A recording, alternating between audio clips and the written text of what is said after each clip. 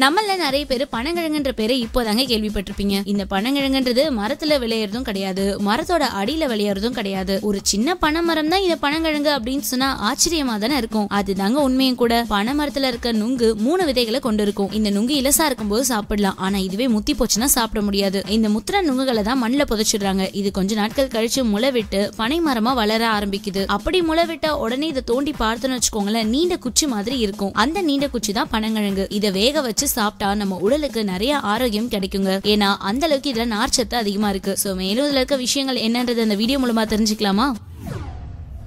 உடல் இளைச்சவங்க கூட பனங்கிழங்க சாப்பிடலாங்க. நீங்க சாப்பிட்டீங்கன்னா உங்க உடல் நல்லா ஆரோக்கியமா இருக்கும், உடல் பருமனும் அதிகமாகும். இதோட உடலுக்கு குளிர்ச்சியை கொடுத்து மலச்சிக்கல் பிரச்சனை இருந்தா அதையும் சரி செய்யும்.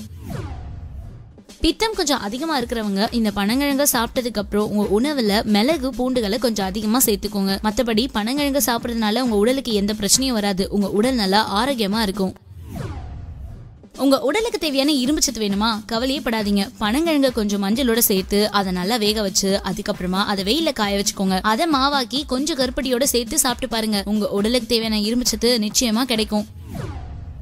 அடுத்ததா, பெண்களுக்கு நல்ல கர்ப்பப்பை வலிமையா இருக்கணும்னா பனங்கிழங்கோட தேங்காய் பாலை சேர்த்து சாப்பிடுங்க. இது கர்ப்பப்பையை நல்லா ஸ்ட்ராங்கா வச்சிருக்கோம், உடல் உறுப்புகளையும் நல்லா ஆரோக்கியமா வச்சிருக்கும். அந்த மாதிரி சர்க்கரை பாதிப்பு உள்ளவங்க, சிறுநீர் பாதிப்பு உள்ளவங்க இந்த பனங்கிழங்க உணவுல சேர்த்து சாப்பிடலாம். இது மட்டும் இல்லைங்க, பனங்கிழங்கு வாயு தொல்லை கொடுக்கக்கூடியது. சோ இதை தவிர்க்க பனங்கிழங்கோட பூண்டு, மிளகு, உப்பு சேர்த்து நல்லா இடிச்சு மாவாக்கி சாப்பிடுங்க. இனிப்பு தேவைப்படுறவங்க கருப்பட்டியை சேர்த்து கூட தாராளமாவே சாப்பிடலாம். இப்படி செய்யறதுனால வாயு தொல்லை நிச்சயமா நீங்கும்.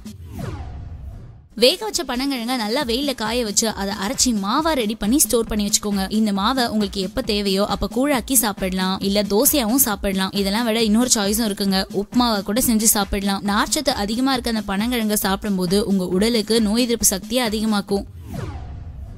என்ன ஃப்ரெண்ட்ஸ், பனங்கிழங்கு எல்லா சீசன்லயும் கிடைக்காது, அதனால அது கிடைக்கும் போது மிஸ் பண்ணாம வாங்கி சாப்பிடுங்க. அந்த மாதிரி இந்த வீடியோ நிறைய பேருக்கு ஷேர் பண்ணுங்க. மீண்டும் ஒரு பயனுள்ள ஹெல்த் டிப்ஸோட நாங்க உங்களை மீட் பண்றோம்.